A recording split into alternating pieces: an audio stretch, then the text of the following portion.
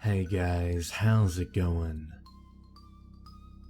This is Natenator.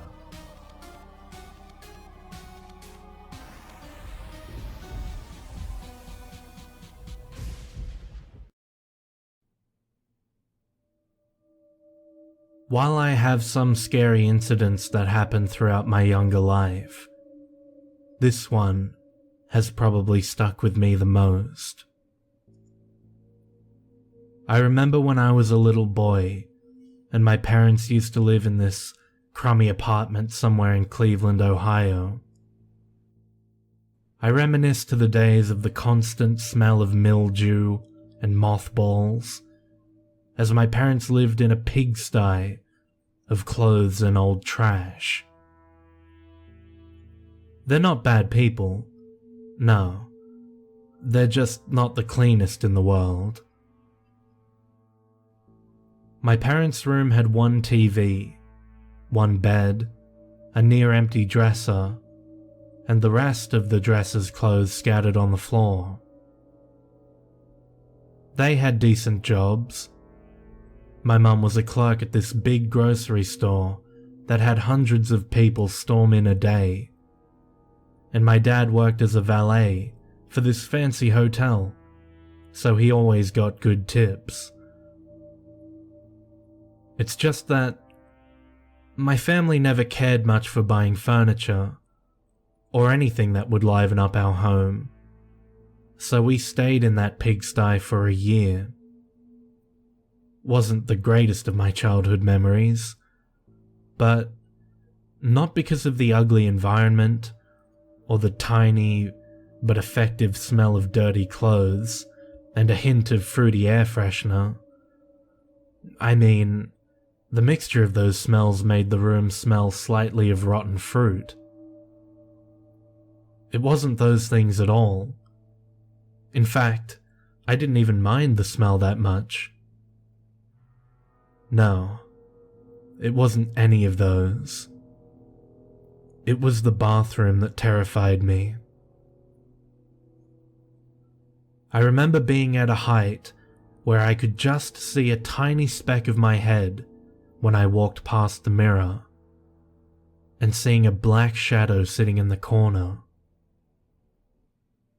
I was too short to see the full figure, and when I would do a quick jump up to get a glance, it'd be gone.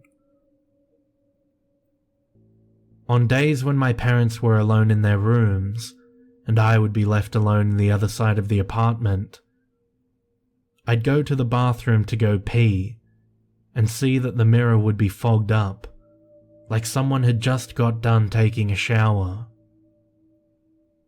Even the heat you feel basking around after the shower was present. But I specifically remember my parents not even using the bathroom that day, as both of them were most likely napping after a long shift. I mean, even if they had used it, they didn't take showers in the evening. I always felt like I was being watched, but not by a bad presence, but rather a presence of comfort. I never felt scared when I felt this sense overwhelm me. Rather, I'd just smile and go back to playing with my Tonka truck, or whatever I was doing. The reason I'd never feel worried is because I was just a tyke then, and never took a second chance to think that a sudden change of emotion in a room would be something horrible. However, I had a feeling that warm presence wasn't the only one nested in our apartment. Sometimes, I'd watch Looney Tunes in my room with my tiny little television and feel a cold chill go up my spine, and I'd feel like something wasn't right. When this feeling happened, I would usually run to my mum and dad and hang out with them instead. watching game shows and occasionally looking out their open door, nervous. But I never saw anything suspicious. When my parents had to do night shifts, or when they were both working, I was dropped off at my aunt's till they returned. Both of the random feelings of warm comfort and dread disappeared when I would enter her house, and the feelings would instantly come back when I came home later in the early morning. Let me get to the bathroom again. It was right next to my room, and its door was always opened, as my mum preferred, and since I didn't like the idea of closing my door at night, I kept mine open too. So every night, I could hear every little thing that went on in there. Whether it be my parents going in there to do their business, the occasional automatic air freshener, which sprayed once every 5 minutes, and sometimes even the drippy tub faucet. Those things were like white noise to me, and it would help me go to sleep. Weird, right? You'd figure a constant drip would keep your eyes wide open, each drop annoying you more and more, until you couldn't take it anymore and would stop it. But the sound soothed me. One night, I was hearing the occasional spray and drips when my TV flipped on. I jumped out of my bed as I figured maybe I rolled on the remote in my sleep, and I turned it off. When I whirled around to walk to my bed, it turned on again. It wasn't showing any film either, just the static and white noise. I turned it off again and lied down. I woke up a few hours later in the early blue morning, and the TV was on again. A little creeped out now, I unplugged it and went into my parents to snuggle next to them. My mum opened one eye and caressed her warm arm around my body, making me drift off into a loving sleep. The next day, I told her the weird incident, and she shrugged it off by telling me it was an old TV and most likely did stuff like that on its own. She said next time, just unplug it. I agreed. Strangely, the TV never had any more problems like that. But the next night, I remember hearing the faucet water drip like usual, but it was at a higher speed this time, and it grew to annoy me instead of soothe. I got up, adjusted my pajamas, and walked into the bathroom. The light switch wouldn't work, and I figured it must have burned out. However, the whole light provided a good enough glow inside the bathroom for me to see my way. I turned the faucet to the left, tightly, slowing the drip, and was about to leave when I heard a short, distorted giggle of a woman. I stopped dead in my tracks and whirled around. Nothing. I shrugged it off as my mum watching a funny show and laughing at it. That night, I had a dream. I was walking to the bathroom with only the hall light guiding my way. Each end of the hall that would lead to either the kitchen or my parents' room was swallowed by darkness. I was moving slowly, almost in slow motion, and there was no sound but light classical music. I saw the red painted bathroom door hanging open, the darkness swallowing it, just like the hallway. The background music was being drowned with the light sound of drum cymbals being rapidly tapped. I pushed the door open more, only to have the light automatically flicker on.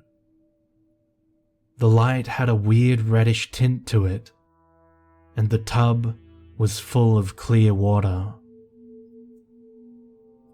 The sounds of music and drum cymbals stopped as soon as I looked at the calm pool. I felt drawn to the water, almost as if I should lay in the tub. Above me, in the middle of the air, above the tub, was a hand.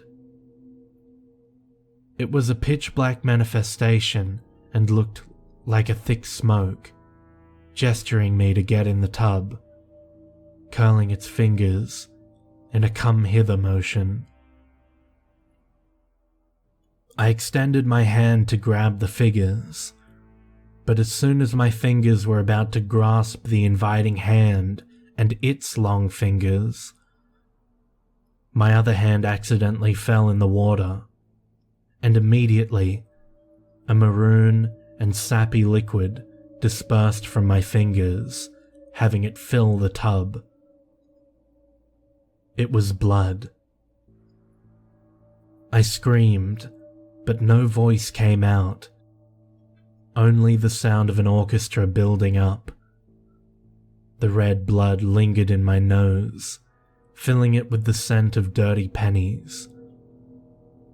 A strong dream, one so real you could smell and taste. You might understand how I felt. The light red glow of the area turned into a crimson shine that made the room a horror movie nightmare. I backed up, and the hand disappeared into the wall. The orchestra built up, not even giving proper notes, just playing the instruments with anger. From the maroon tub, the watery blood gushed out the sides as I saw a plasma-coated figure slowly rise out of it. It was facing away from me, but it knew of my presence. The orchestra was now deafening, with harsh notes that I can't even explain. If you've ever heard A Day in the Life by the Beatles, you'll know what I'm talking about. I felt something leaking down my ear as the music felt like it blasted my eardrums. The crimson figure was sitting upright, facing the wall in front of it. Its long hair was thick, with clotted gore hanging about. It lifted its hand to rest on the side of the bathtub, and it slowly turned toward me. Its face, though lathered in the thick red goop, smiled at me with pearly white teeth. Its eyes were pure black, with 2 white circles for pupils. Other than that, it looked normal, although it was very fucking far from normal. It slowly rose up to its feet, and the orchestra just stopped.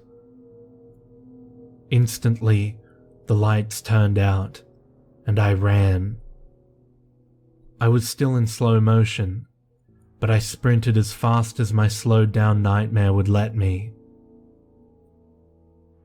I exited the bathroom and saw the white painted hallway walls bleeding from the ceiling. A solitary piano key clicked at a steady pace, like you hear in those Michael Myers movies when he's slowly following you. I turned around and saw the figure straight ahead of me, smiling with those snow-white teeth. It opened its mouth and showed me its tongue. It looked like it was snipped in half with a pair of old scissors. And everything stopped. I was frozen in the hallway, mid-step, and the figure was also frozen, giving me that malevolent grin. I expected it to walk toward me, but it never did.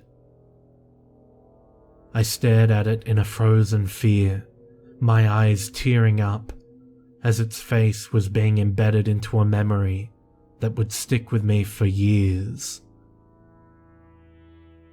And then I felt a drip on top of my head. I couldn't tilt my head up to see what it was, and more rained down. It started to leak down my face, and that slight tickle you feel when it does so kicked in. I didn't know what it was, but I adjusted my eyeballs to stare up. It didn't work, but the mystery liquid went in my eye. I squinted my eyes shut in that intense moment of their irritation and opened them. In my left eye was a blurry red.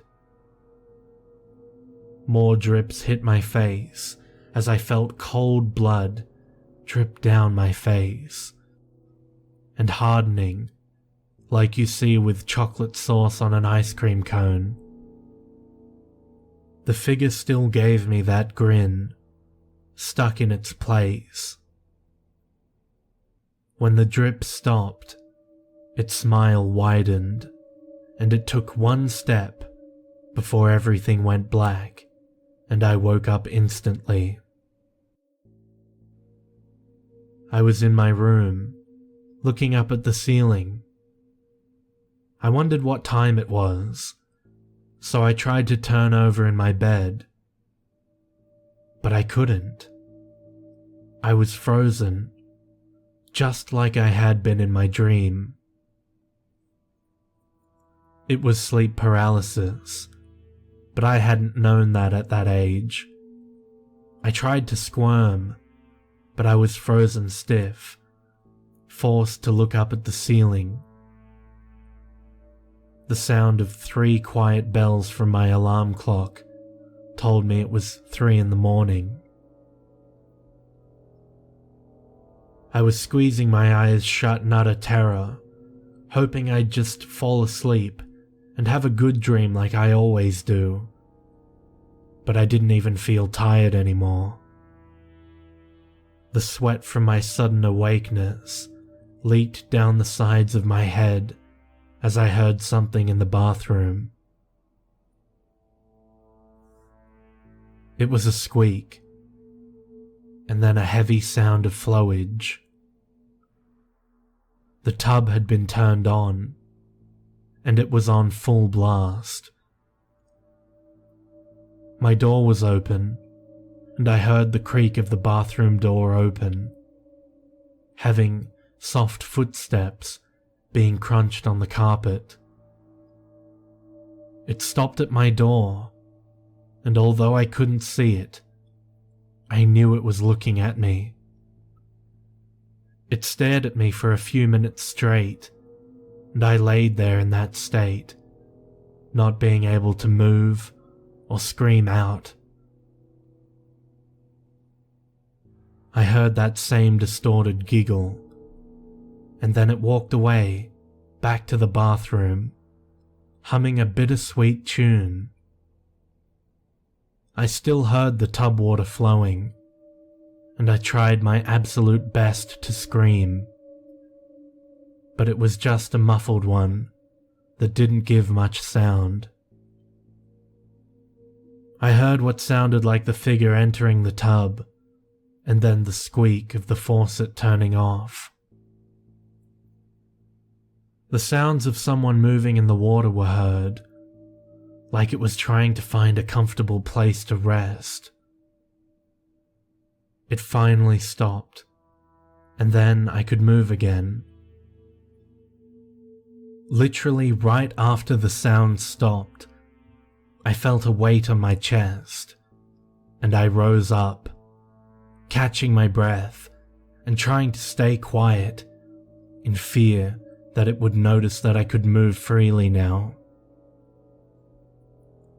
I was crying silently as I ran to my parents' room, not looking back. I woke my mum up and told her everything. The dream, the figure watching me from my door, the tub water. My mum rose to her feet and told me to calm down and go back to sleep, as the entire thing was just a dream. I told her I wasn't lying, and I tugged on her nightshirt. She rolled her eyes and agreed to come with me. My dad was working the night shift for the hotel, as the lobby was having a late night party and needed him more than ever. I stayed by my mum's side as she rubbed her eyes, adjusting to the hall light.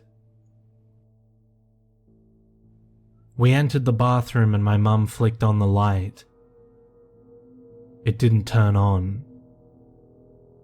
She sighed, complaining that she had just replaced it yesterday. She told me to wait there while she got a flashlight, but I refused and went with her.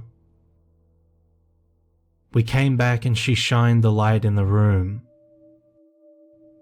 Nothing. Nothing but a tub full of clear bath water. I started breathing rapidly, wondering where the monster was. I grew a false bravado, since my mother was present, and went to touch the water. Nothing. Just normal, warm water. I turned to her and told her to believe me, but she told me it wasn't funny to fill the tub like that and to wake her for such a stupid reason. I pleaded to her that I had nothing to do with it, crying, and she looked at me for a minute. She looked around the flashlight-lit bathroom with a troubled look and told me to sleep with her for the night. I remember the morning after, my dad got back from his party, his clothes and tie a little worn, indicating he had a good time. His grin enlightened when my mum walked up to him. They were talking, and I couldn't hear them. I was watching them from behind the hallway wall while they talked in the kitchen. The only word I really heard was water, and I knew she was talking about the bathroom and the incident yesterday. My dad's gleeful smirk turned a sour and solemn frown. He looked a little paranoid as he looked around the room a little, sighing. He said something to my mum, and she covered her mouth in shock. A few more exchanged words, and they started walking toward the hall. I quickly went back to my room, acting like I'd been in there the whole time. Later that night, my dad came in my room quietly and closed the door behind me. He kneeled next to me, putting his hand on my shoulder. I flinched when I saw his hand reaching towards me, remembering that demonic one that urged me to follow its lead in my nightmare. He frowned and asked me to tell him what I saw. I explained to him, and I saw his lower lip tremble a tad. He cleared his throat and looked about the room. Beads of sweat were on his forehead. "I saw something in there too," he whispered. It scared me that he resorted to whispering, almost trying to make sure that thing wouldn't hear us. Daddy was in there shaving, and I saw a hand crawl out of the wall. I turned around and saw a woman smiling at me, standing in the tub, and then she disappeared, he said shakily. I nodded at him, and he looked at me. "Don't worry, buddy. We're getting out of here." And then he kissed my forehead and simply walked out. It always freaked me out how serious he sounded, not trying to make me feel better, because he and I both knew there was no use in trying to deny the truth. We both saw the same thing. I had never seen the hand before besides that dream, but he told me what it looked like to him, and I swear to God it sounded as if he was in that dream with me, with how accurate he was. We moved out 2 days later. A decade later, I found out that sometime in the 50s, a woman lived in that apartment. Her name was Ivy, and she ran this flower shop down the road from the building. That flower shop is now a diner, but when I lived there, it was just an empty lot, with mice and rats infested within. Spiderwebs hung everywhere. Back when she owned the shop, she met a guy and they did the business, and she became pregnant. Halfway through the pregnancy, the man left, and doctors said the fetus wasn't developing properly, but they'd wait until the birth to see for sure. As you might have guessed, the baby died in the womb, and Ivy went back to her shop, silent after all was said and done. With the news around town, fewer people showed up at her shop, and she eventually slit her wrists in that same bathtub. I could only assume the figure was Ivy, but she wasn't as pleasant as her obituary and story made her sound. When I saw that bloody figure rise out of the top, it didn't look happy, despite its toothy grin. It didn't look sad or even angry. It just looked utterly insane. It saddens me that such a nice lady such as herself turned into a grotesque being, forever wandering the halls and bathroom, wondering where she would be had her baby been born alive.